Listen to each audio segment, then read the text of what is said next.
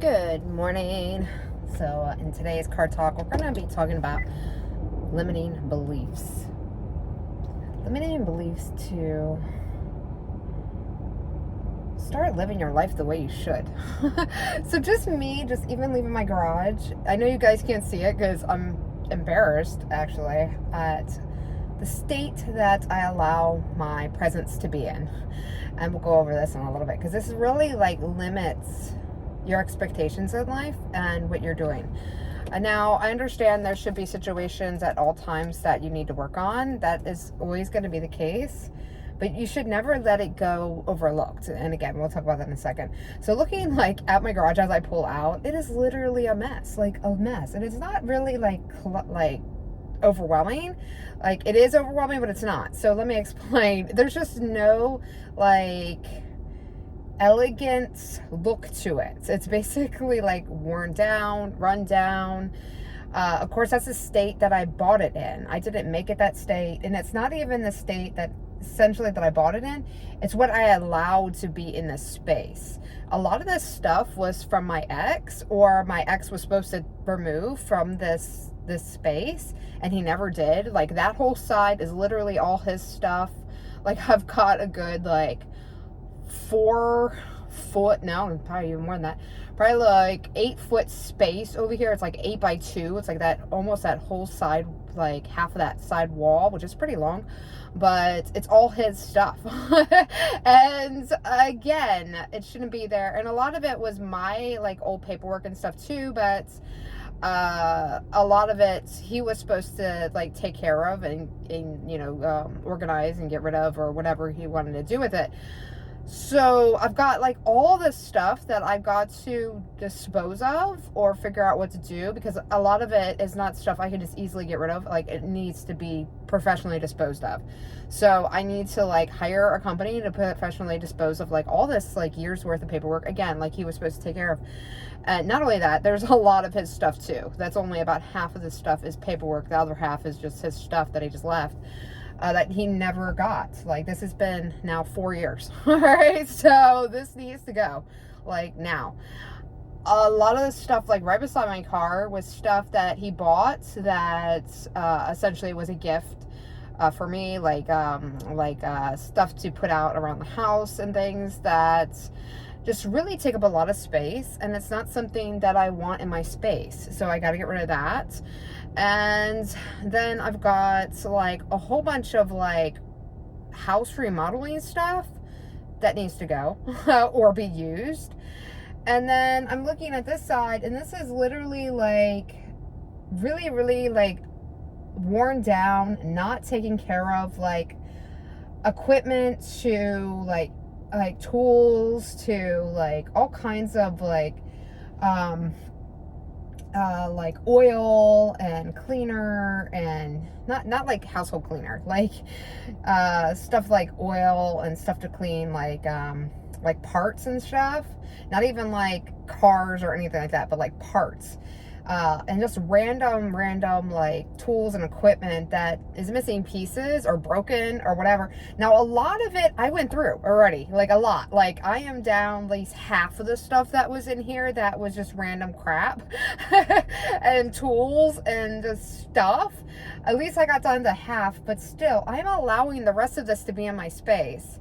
Essentially, what I need to do in here is just go, what am I keeping? Okay, this is the easiest way to clear your space, is say, what is the 5 most important things in this space? Okay, and of course one's going to be my tractor and then my car, but that aside, what is the 5 most important things here that could be essentially get rid of, right? So I could say my bikes, but obviously half of those aren't mine, so I would have to ask my children if what they want to do with them. A lot of them, it's the bikes aren't even to their size anymore. They've grown out of them, so it's time to get rid of those. And a lot of like I said, this stuff is just all broken tools and stuff. Why is it cluttering my space? Sure, you could say, well, you might need a tool, but again, we're talking about limiting beliefs here.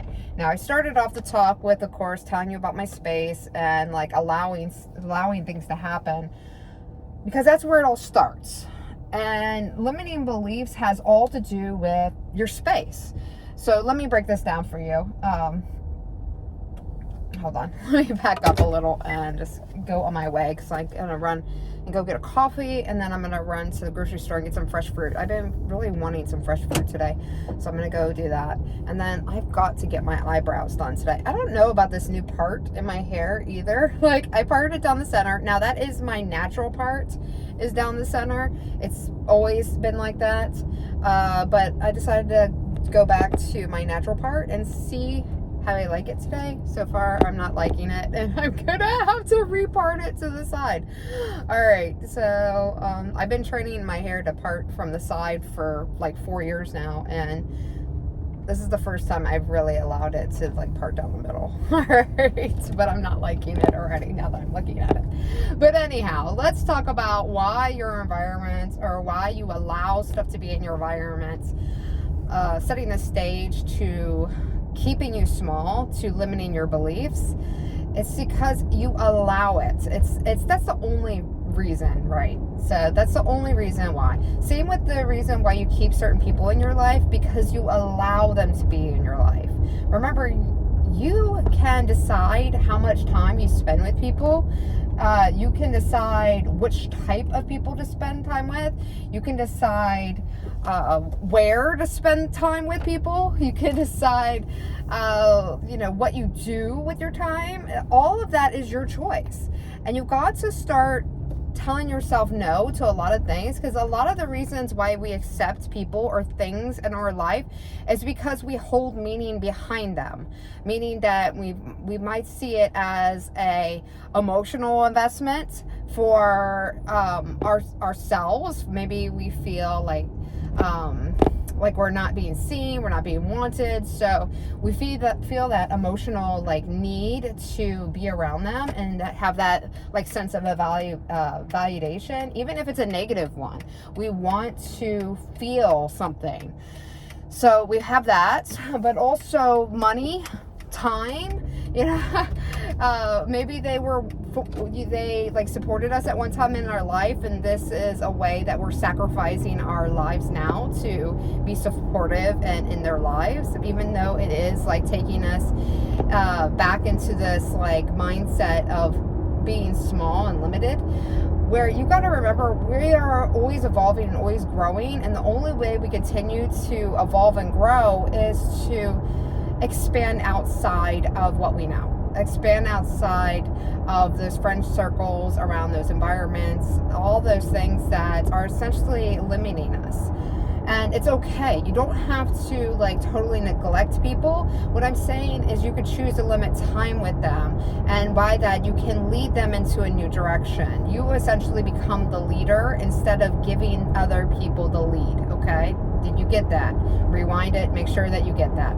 All right, so I need you, as well as myself, this is a reminder for myself too, just to let you know, all the content that I make is really a message for myself, and me saying it and putting it out into existence is to build myself. And in doing so, I am leading you to lead you into that right path as well, where you can go ahead and take the reins and become a better self-leader, as well as leader for others that watch and follow you, right? Okay. So with that said, here's the key.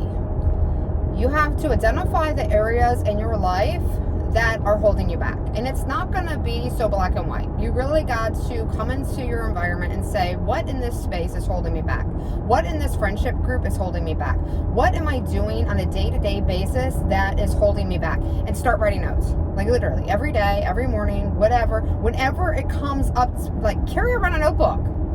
Carry around a notebook, or turn on your phone and make a quick voice message, or make a quick video.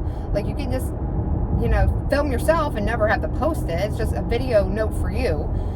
Do some video notes for yourself, okay? And just say, you know what, I need to change the way I think about XYZ. I need to find a better way to do XYZ. I need to, have these types of friendships. I need to go out to these types of places. I need to, clean up this space or find a solution for this. And when you start thinking in that mindset and you're like, okay, this is all the stuff I need to do, now you start breaking down a plan. It's like, well, what can I do to do X, Y, Z? And that's where you're going to start improving your limitations. And what I mean by that is you're going to start branching out and expanding, not only in your mind, but also in your physical world, on all the possibilities that are out there for you. And it only takes like a couple seconds a day. Really, it only does, because the thoughts are going to come in when you least expect it, and that's when you're going to take that video note, or you're going to write it down, or you're going to voice message it to yourself, or you're going to email it to yourself. Whatever you got to do to put it in a certain place. Now, to organize this, because this is where it can get chaotic. Don't do all of the above. Pick one method that you're going to stick to, and make sure that there's a file on your phone or a certain notebook that's just used just for that, just for your improvement of your life, on where you're going to improve your limitations, your limiting belief notebook, you could say. You gotta have somewhere that is essentially just for this, and this is how you're going to quickly scale and improve and break down how you can get past this stage. So for me, as we come into spring, like I said, I need to take care of my garage. It's a limitation that I have in my life, because I see it every time I leave the house, every time I come to the house, I see it, and it's limiting because it's always on my mind. It's holding me back. It's always like, that thing that I got to go into all the time. I don't like it. It's not making me happy, and that is limiting all kinds of stuff that I don't see on a day-to-day basis. But it's limiting because it's that nagging thing in my life that's just like, this is something I constantly have to think about, because it is holding me back, right? And it's not just my garage, it's other stuff in my house that is essentially not finished, because I bought my house that was unfinished.